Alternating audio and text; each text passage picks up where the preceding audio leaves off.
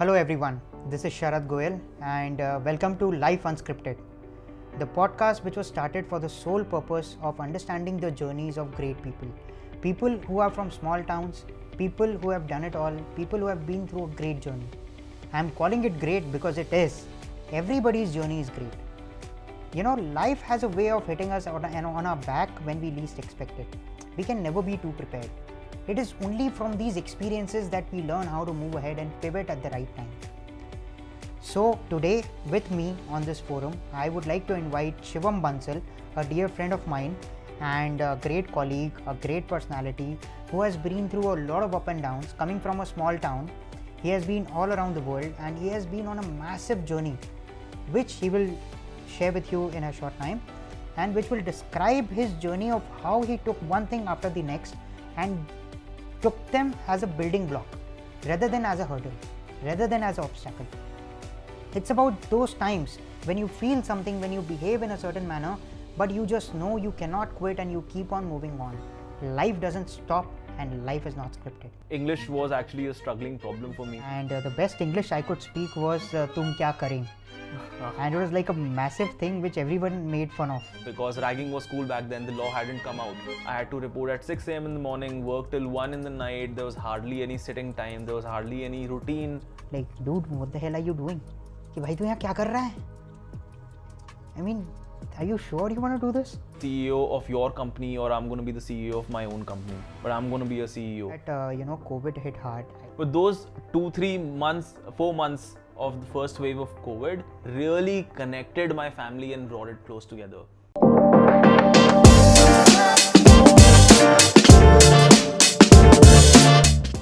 So guys, welcome again to Life Unscripted, Shivam. So I would like to begin with welcoming you on the show. Thank you for the grand welcome.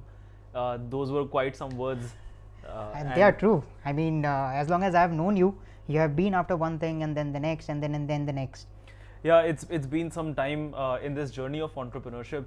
I'm very excited to talk about it with you as well today. How did you begin? I mean, I know that you hail from a small town. So why don't you take us back to those roots and we begin from there?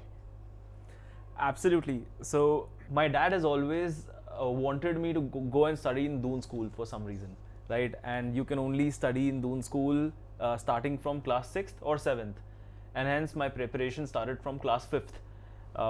But since I was in a very small town, there weren't really very good schools, especially English speaking schools. So I used to get crash courses from Dehradun and I used to study back at home. But I didn't make it to Doon school. So then my second choice was Sarla Birla, where I ended up going in class 8th. But that was so much of exposure for me. It was a big school. People were coming from all the cities, Bombay, Delhi, Calcutta, Bangalore, everywhere, even the tier 2 cities like Raipur, Ahmedabad. A lot of exposure in one small place. And that got me a little crazy in the start, in the year 1. English was actually a struggling problem for me, because of which I got, I think, a lot of leg pulling, right? I couldn't pronounce my S's correctly. And I think a lot of leg pulling has gone there. But I think that happens in the boarding school. I think you've also experienced a lot of these kind of things. Yeah, I mean, I still remember in 99 when I went to the boarding school, I was 8.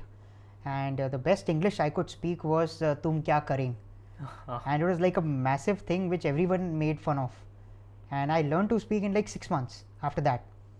But Shivam, one thing, like as we mentioned that you come from a small town, do you mind taking the name of the town so as to have more context for our audience here? Sure, I belong to a town called Kharsia.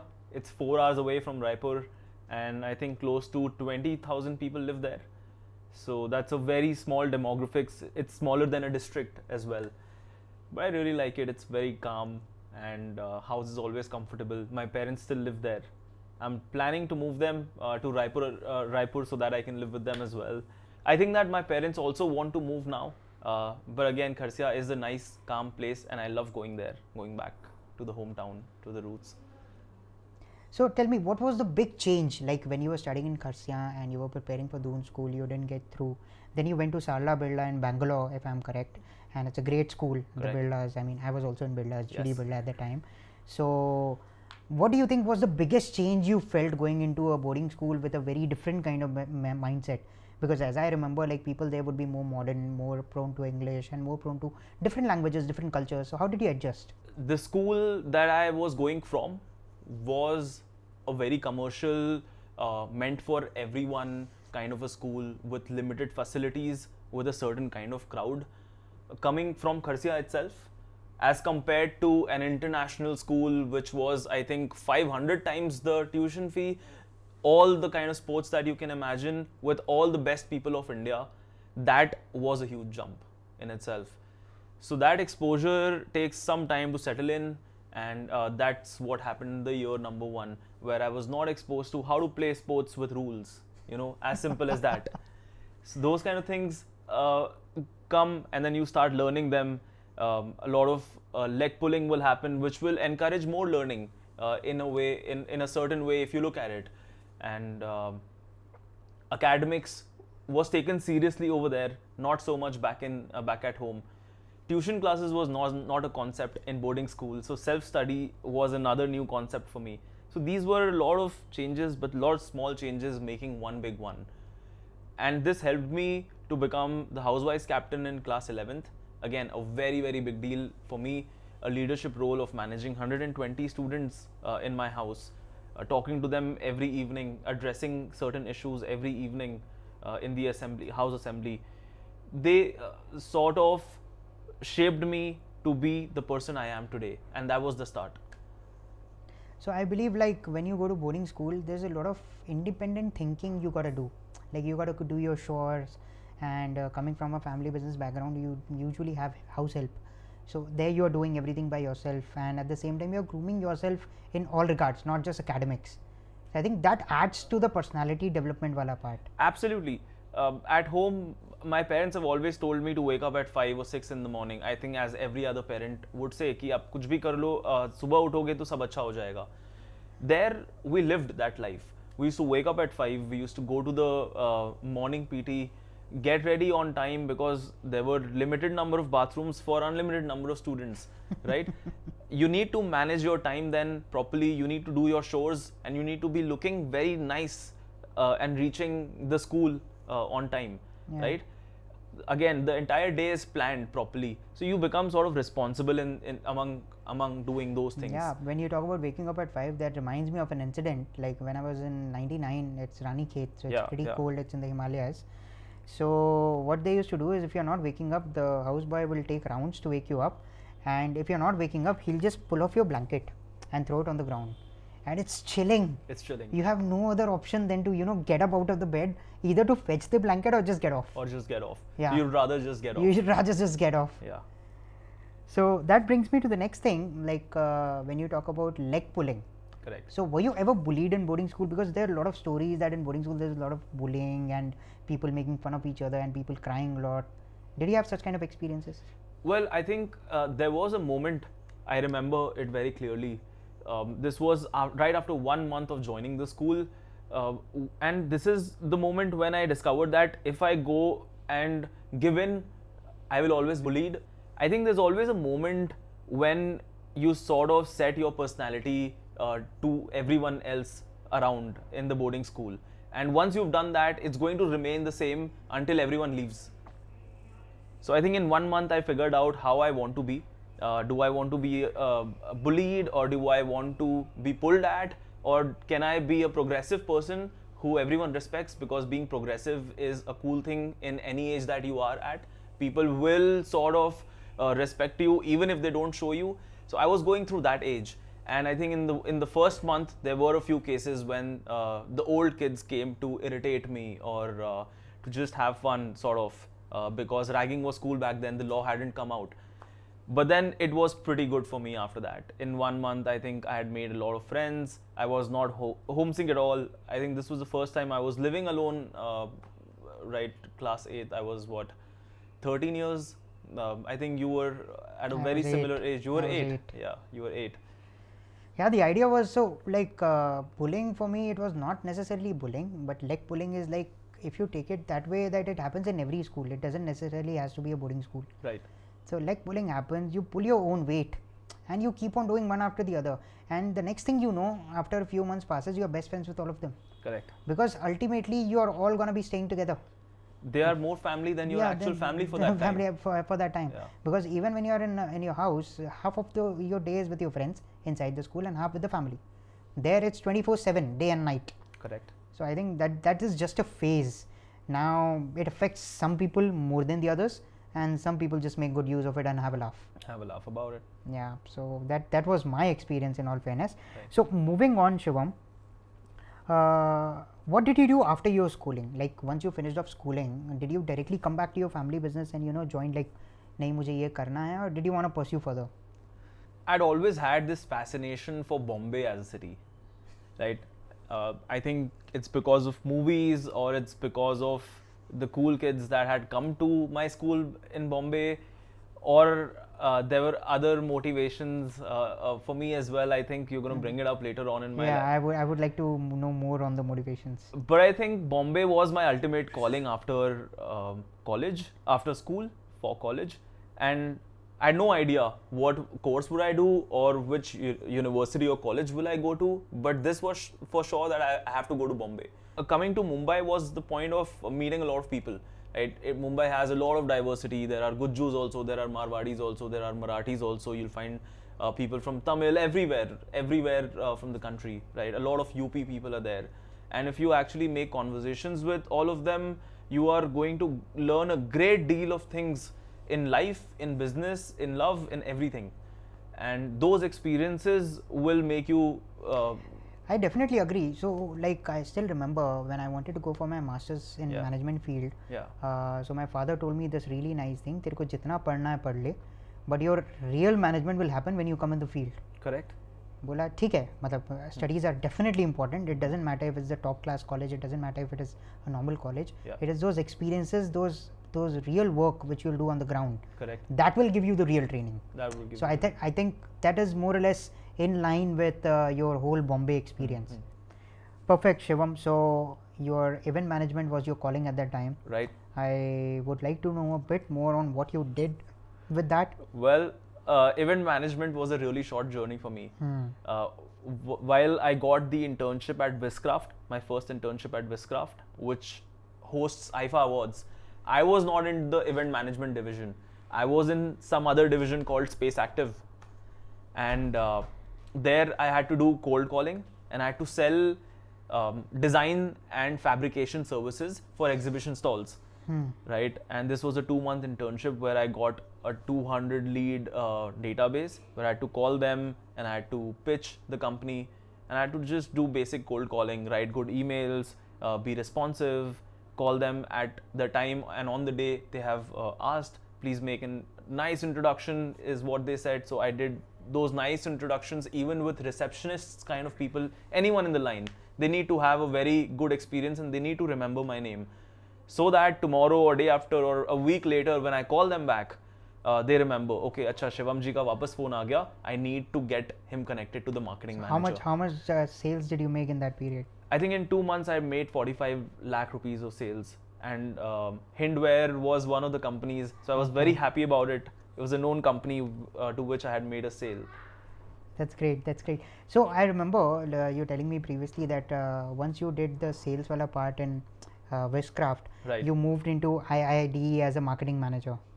So after Viscraft, when I realized that it's not really an event management company, I took another event management company where I got to do event management for real.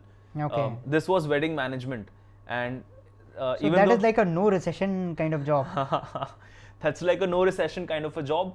But again, my kind of aspirants for event management industry that time were more in abundance. People were ready to work for free, right? But I got in to this company called Event Solutions. Again, after the 3-month exercise of calling the founder every day, they one day called me that we're running short on staff. Can you come to Sahara Star? We have a wedding going on. You have to report at 6 a.m. in the morning, and please be dressed well.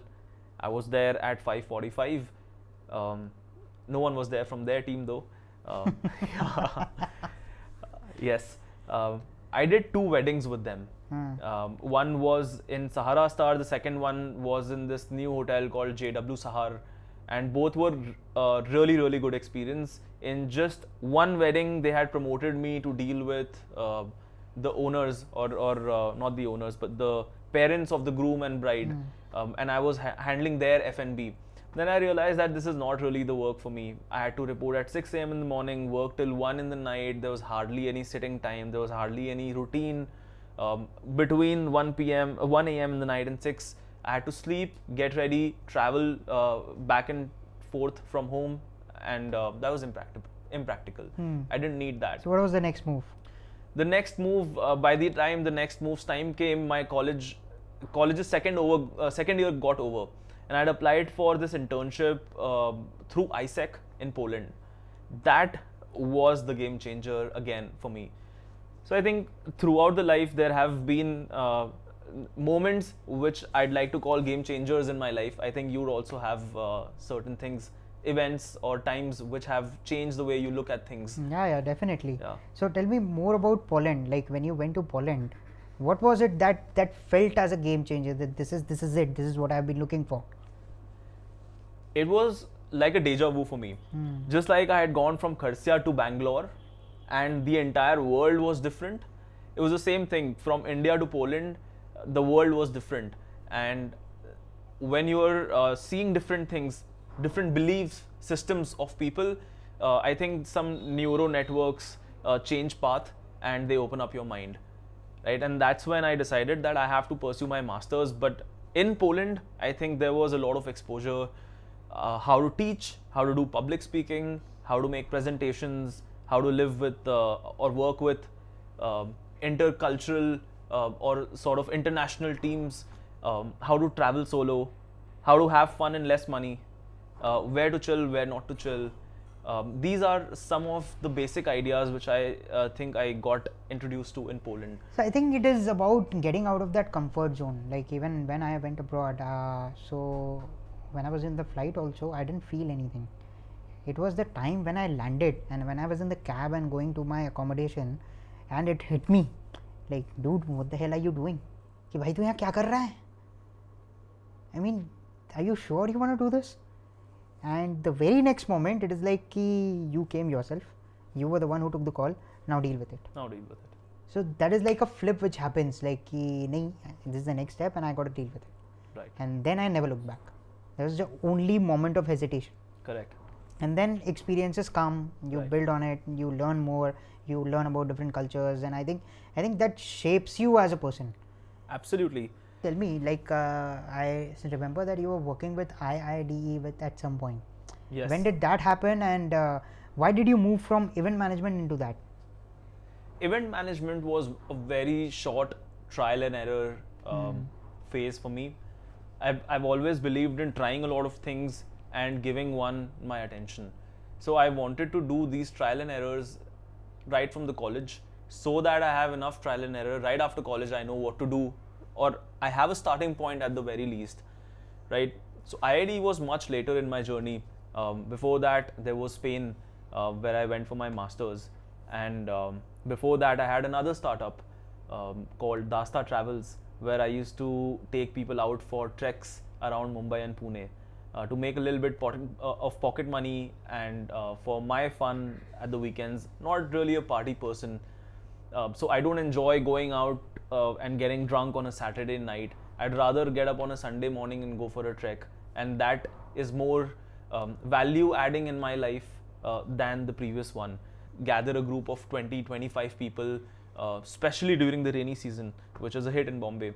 You do a trip all the Saturdays and Sundays, and I used to make 10,000, 15,000 bucks per trip. Well, my secret sauce was that I used to target only those people who can afford very expensive trips for their convenience and still not find it expensive. Basically, they're looking for a nice solution. So a trek which is 800 rupees in my competitor's company would cost 2,400 rupees in my company. But mine would be a full service experience that you just have to come and don't do anything else. We got you covered with travel, with nice food, with nice camping, with music, with everything. And people are ready to pay for that.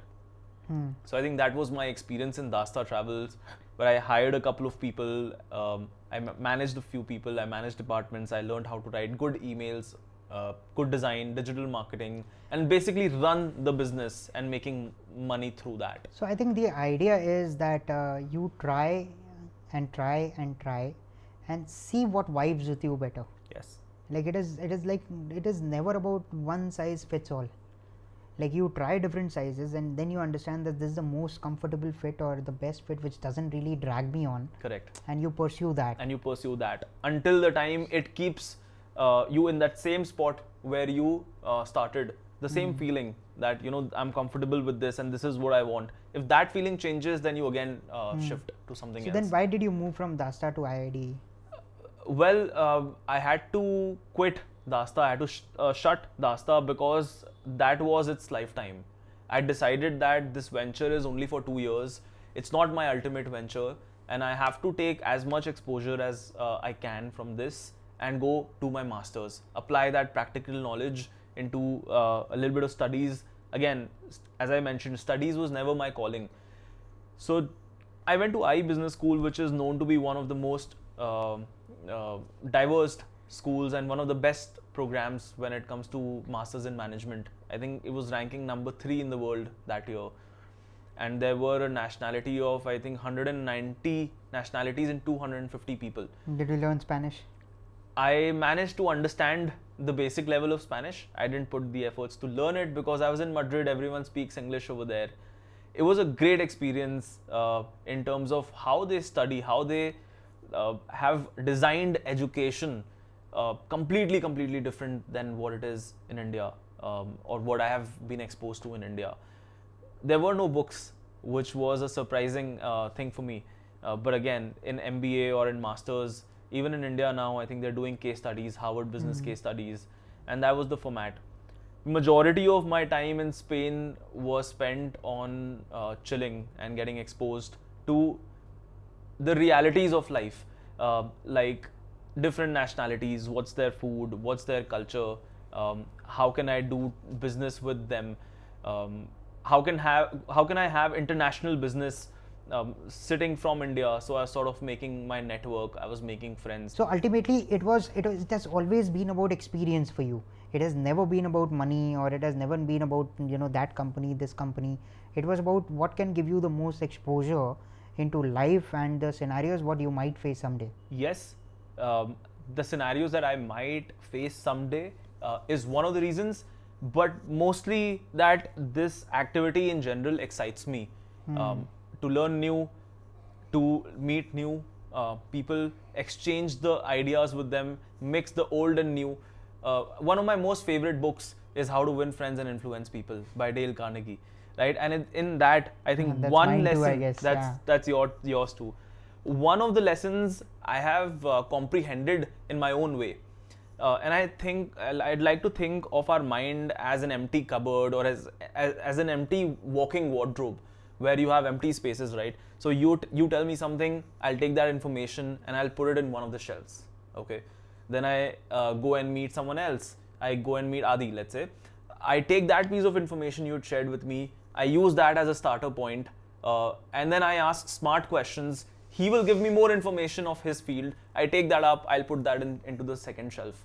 And that's how conversations are made, and so that's how basically experiences are shared. Yes. So basically you're doing your own building the second brain, you know? It is sort of a storage of information, a storehouse of information, you can say. And it comes in handy. You don't need to always remember that, acha, inse kya baat hui thi? But when that time comes, when that information is flowing from the second person, I think your information will come and attach to it. Got it. So now when you joined the startup, take me like in a brief note, what was your journey in the startup like, and then why did you move back to your hometown? I joined IID because I wanted to learn all the entrepreneurial skills that I needed for a future venture of mine. While saying that, I think I've made it clear, ultimately I had to get into entrepreneurship in some or the other form. But my candidature at IID was entrepreneurial in its own. I never thought that I'm an employee of this company. Even in the interview, I had very clearly said that either I'm going to be the CEO of your company or I'm going to be the CEO of my own company, but I'm going to be a CEO, right? And I think that was one of the seller points for Karan to hire me, while he offered me something which excited me as well. I had applied for corporate communications, which was a very general sort of a role which happens in all the organizations. But he had a role in mind which was about public speaking, going to several colleges, all the colleges in Bombay, and pitching IID to all the students of the colleges. Now, in that, there are several things in this process: landing those pitches, making the presentation, delivering the presentation, getting the data. And after that, that lead generation has happened, conversion of that data, right? So how many leads did you convert in altogether? In the interview, Karan had mentioned that I had to go and pitch to 10,000 people. Yeah. And I'll look at the camera and I'll say it. My reaction was 10,000, something like that. And Karan caught that and he built up on that. So that was my target. That was the idea of joining IID, that I have to come here and I have to go in front of 10,000 people and speak. I thought that will give me an immense amount of confidence in life, an immense amount of command over my language, and great interpersonal skills as well. Along with that, I'll also learn professionally digital marketing in general, how it works, how can I apply it in my startup eventually, how can I explain it to other people who are around me. This was this job. But eventually, when I started working at IID, my numbers were low in the start, super low. I was doing 500 in a month, and with that pace, I was going nowhere. So Karan called me one day and he sat with me and he made a monthly target list, which again I was not following so much because this was so new for me. But 6 months into the business, I had gotten a nice hold. I'd also gotten a lot of hearing, which I did not take personally because I was literally at IID for my own growth, right? That was the idea. So I took it up all positively, and in the next 6 months of my time over there, the second 6 months, I think I pitched in front of 8,000-9,000 people. This was before COVID. In the first 6 months, 3,000. Next 6 months, 8,000-9,000, and then COVID hit. I had put in my resignation at IID because my family needed me, and my father's business was hit as any other business was hit. But since it was into equity, I think he needed more moral support, right? So I had quit my job. I came back home. I was working from home. I was serving a 4-month notice period at IID. So Shivam, as you said that COVID hit hard. I think it impacted everybody in every kind of business more or less. So you came back home, and I think you joined your family business at that time. Well, at that time, I was still serving my notice period at IID. My dad's requirement wasn't that I come and join the family business. It was more of a moral support that was required at home. And I think in my personal case, COVID was the best thing that ever happened to me. Acha, that's the first. Yes, I mean, I think I took that adversity as an opportunity for sure. A lot of things good happened. Since I was studying in a boarding school, I'd stayed away from my family. So I think after 12 years, we had finally gotten the chance, the 4 or 5 of us, to reconnect. So we had made a rule that from 5 to 6 in the evening, every day there will be no phones. There will just be green tea on the table and conversations and nothing else. And that worked out. The touch of the green tea rather than normal tea. Yeah, I mean, you got to be healthy. A lot of people were drinking Kashmiri kawa that time because of the immunity. So that's what we were doing as well. But those 2-3 months, 4 months of the first wave of COVID really connected my family and brought it close together. That is the foundation of all the moral support that comes to all the 4-5 of us in the family. That has happened in COVID. So I think that's what I was doing. Eventually, I joined my family business after quitting IID, finally, after 4 months of notice period. So my family business into amchur trading, and I had become an amchur trader for 2 months, where I landed Everest as the client. But then I was spending only 2 hours per day, and at IID, I had a habit of spending every minute productively, right? So 6 hours of my day at the very least were empty. So are you like that 70-hour work week kind of guy? I'm not the 70-hour work week kind of guy. Actually, there's no number. Even if I need to work at 2 a.m. in the night, I think that if I'm going to socialize and I'm going to a party and it ends at 3 a.m., sometimes it's counted as work. because I get a lot of business from that party. So, that concept of 70-hour work week is a little abstract in nature. It just says that in the next 5-10 years, India's service sector is going to grow dramatically. And to be prepared for that, we need to be ready with the action infrastructure. Yeah, I believe in the same thing. It is about you have to do your hard work. You have to pull your own weight. Right. Now it might take 70 hours, it might take 60, it might take 30. Or it might totally take depends on 140. yours. Yeah, it might take anything. Right. But you gotta make sure that you pull your weight. Absolutely, your action infrastructure needs to be Yeah. ready. So that's what we're doing at Futurize right now. We have an amazing product clubbed with a good quality of service, very good client experience. We have a good product combined, clubbed with a very good service, customer service. I think this service is going to be required in the coming years to all the businesses in India who are growing. Okay, so you talk about Futurize, but let's go back a bit and let's start. So when you were doing, I think if I remember it correctly, right after that Amchur trading wala part, you started Adish. Correct. Which then turned into Futurize, right? Yeah, that's absolutely so tell us something, correct. because Adish it's a unique name. I mean, who did you start it with? Why did you start it? मतलब अमचूर कुछ और हो गया और एडिश कुछ और ही हो गया, नाम से तो पता भी नहीं चलेगा क्या है. Correct. All right, so I want to tell you one of the fundamental beliefs of my life, and I think that is manifestation. I run my life on manifestation, and starting Adish was sort of manifested, and I'll tell you how. So I used to like this girl back from my hometown, and she had gone to London to study before COVID, and I was at IID. But both of us came back to our hometown during the first wave, and we started going on drives. It was a little chill in small towns. You could actually go out on drives and you could chill, right? And there was a hotel called Hotel Ansh International, which needed social media marketing. Since Aditi, who's my co-founder back then, the girl who I used to like, and my wife right now, so we were discussing this, that let's do a small digital campaign for these guys. You're also equipped with that information. I'm also going to be contributing something. So we started doing social media for Hotel Ansh, and we hired our first intern on the 24th of August. So I think that's how it snowballed. The word spread out that Shivam and Aditi have started a social media agency or a marketing agency, and we started getting projects.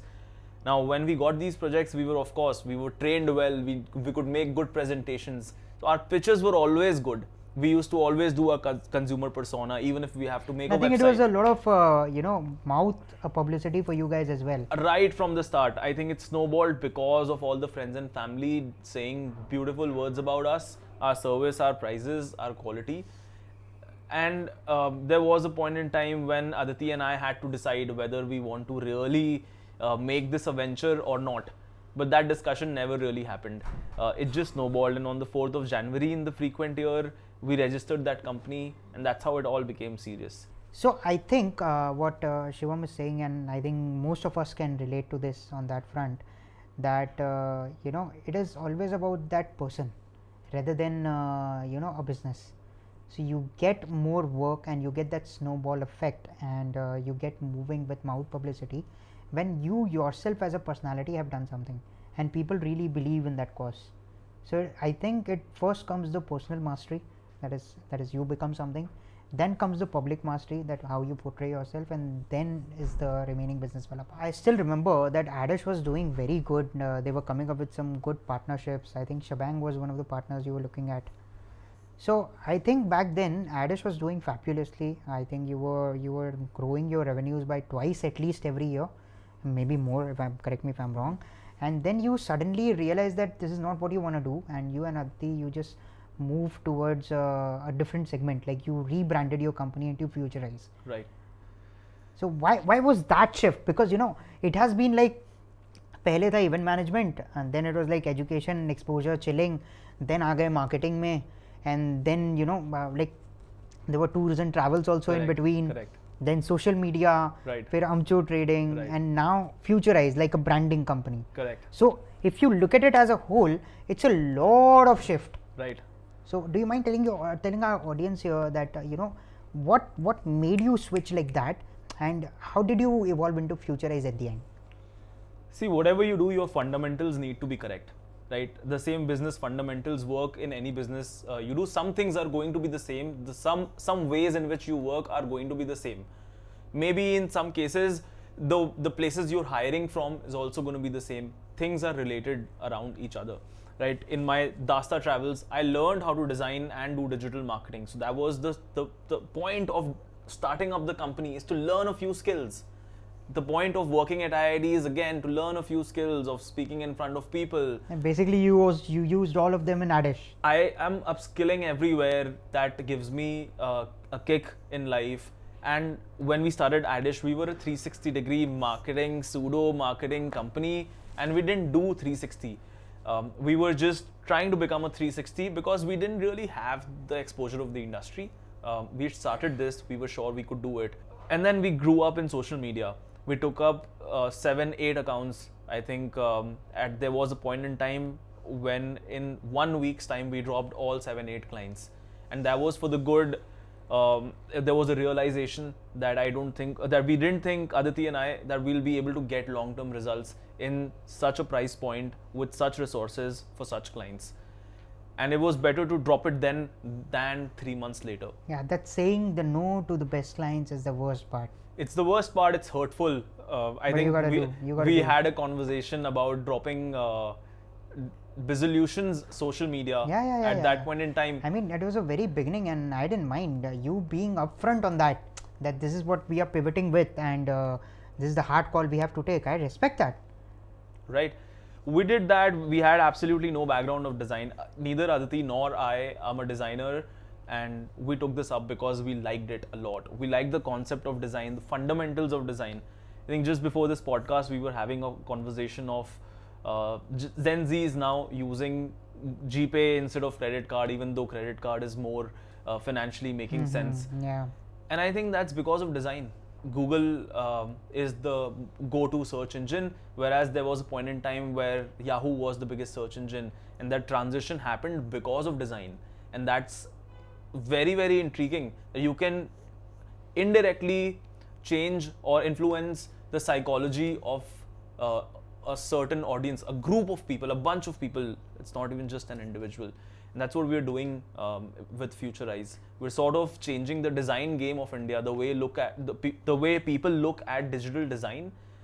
We want to change that for Indian businesses. So now Futurize has been in business for like a good 1.5 years, I guess. Yes. So what has your growth rate been, like 2x, 3x, and how is it coming along for you?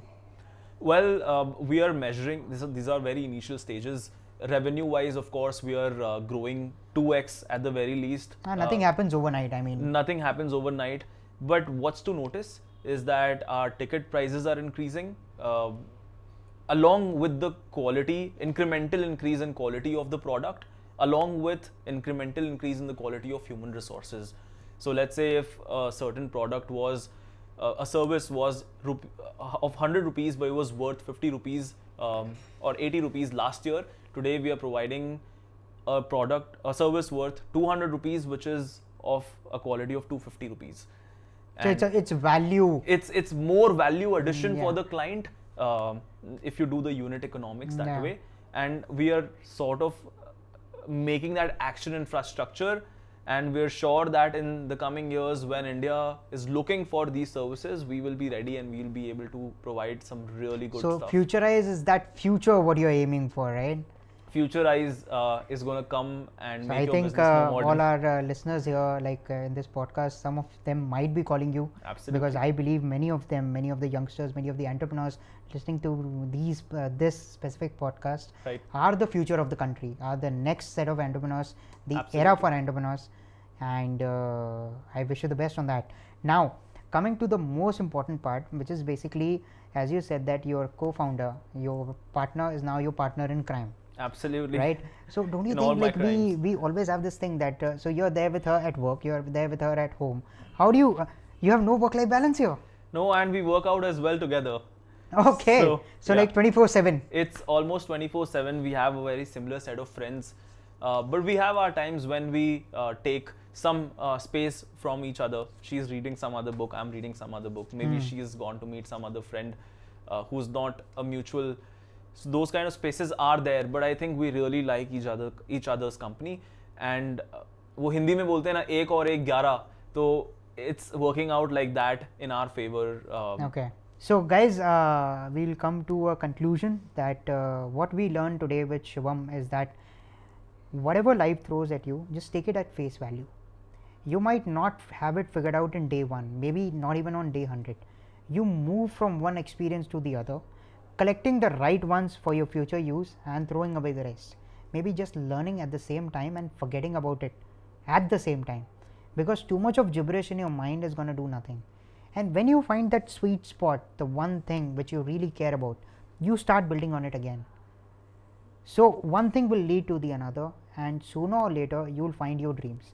Like Shivam, he wanted to be with someone, he started a company with someone, he wanted to spend more time with them. At the same time, he wanted to build a big business, and now all of those things manifested together into a happy wife and a happy company and a happy life. And I believe that he's going to continue on the same track and take Futurize to the next level, build for the future and build for the entrepreneurs. So I hope to see you on the next episode, and I hope you enjoyed this episode as much as we did talking to each other. Thank you.